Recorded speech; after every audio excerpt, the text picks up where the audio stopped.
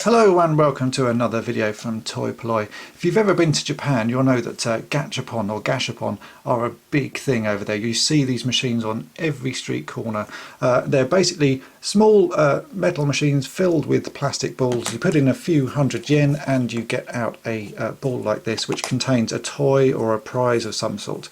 Each machine is themed to a different sort of toy line, and they cost between sort of 100 yen and about 500 yen, which is, you know, 70p up to about sort of £3.50, something like that. So on a recent trip to Japan, I picked up a whole load, as you can see here. Most of these are mine, some are Mrs. Toy-polloi, so let's go ahead and open them and see what I got, and you can see the sort of great things that you can get from Gatchapon machines. So first up, let's open this one. I think this is going to be a figure from Robocop, because I picked up a whole load of these Robocop ones. So here you see, this is what you get. You get a bit of paper that tells you what you've got in Japanese, so if you can read Japanese, great. And this is the figure inside, so let's open this up and we'll put it together.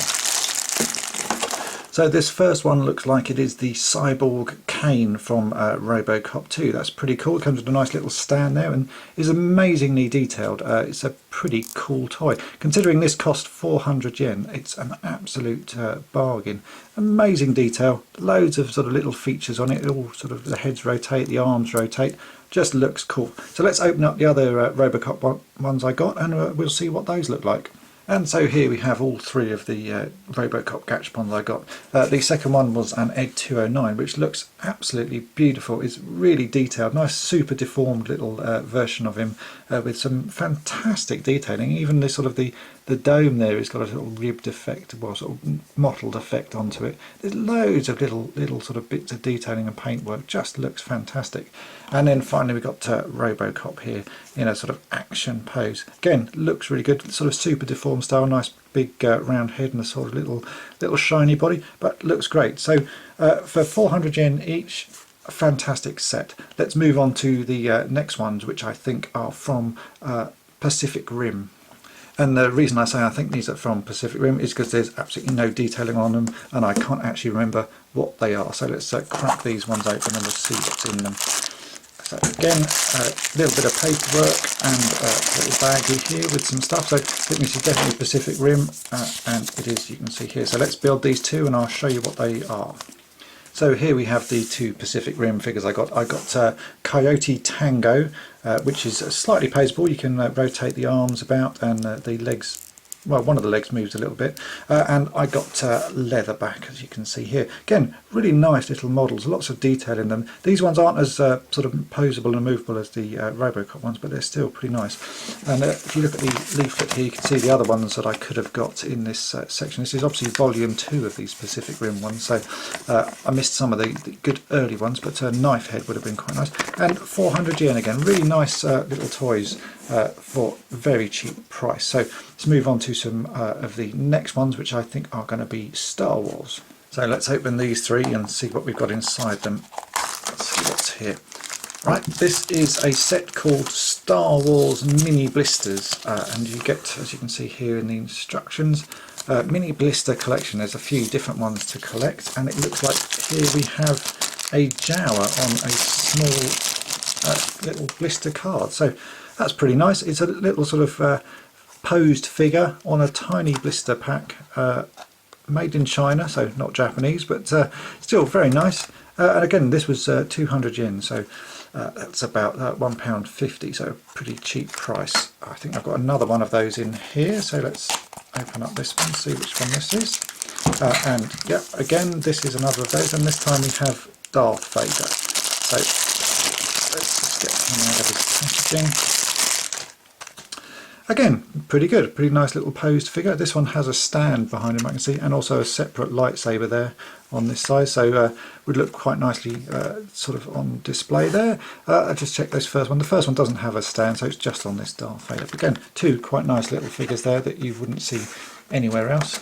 Now, I can't quite remember what this third one was, so let's just open this up and see what it is.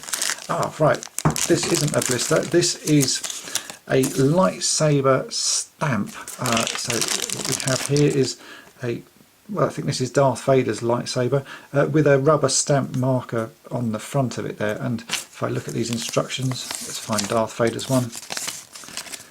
If you stamp it, it says bad. So that's a pretty cool thing. I think again this only costs 200 yen. Quite a nice little sort of gimmicky thing.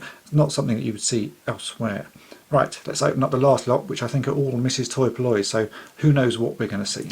Right, so we have 5 miscellaneous ones here. Let's just get started and see what we can find in these. First up we have, it's a cat paw cushion, as you can see here.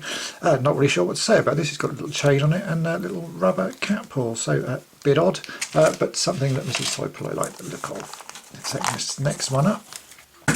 Right, what do we have here? It's a cat sushi. As you can see, there's a running theme here. It's all cat based. It's a little paper plate with a cat sitting on some sushi. It's actually quite a nice little model. There's a lot of detail in there. The sushi rice looks really good, and the little cat's got a bit of a pained expression on there with his bow tie on the back. Not bow tie, just a normal tie. But yeah, quite an odd thing. Not the sort of stuff you'd see normally out in the world. Right, next one. Oh, and again, look, we have more cat sushi stuff. This time it's a little, another plate there. It's a little sort of phone dangler or keyring thing with a different cat. And this is a metal sort of enamelled cat on sushi. So a bit of an odd one, but pretty cool. Let's next one. Look, we have more cat sushi. Oh, it's the same one as that one, so scrap that. And finally, the last thing. Oh, look, it's another cat-based thing. This time it's a cat keyring cover. It looks pretty nice, made out of sort of leather or something like that, and with a cat face embossed on it. So there you go. That's everything from the Gatchapon machines that I picked up in Japan. As you can see, you get some pretty cool stuff. The Robocop ones are probably the best of this lot, along with the Pacific Rim figures there on the right. If you ever go to Japan, do make sure and just buy as many as you can, because this is not the sort of stuff you'll see anywhere else in the world. The ones that you get here in the UK are just not a patch on this. The Japanese really do have the best Gatchapon machines out there. Hope that's been of interest to you, and thanks for watching.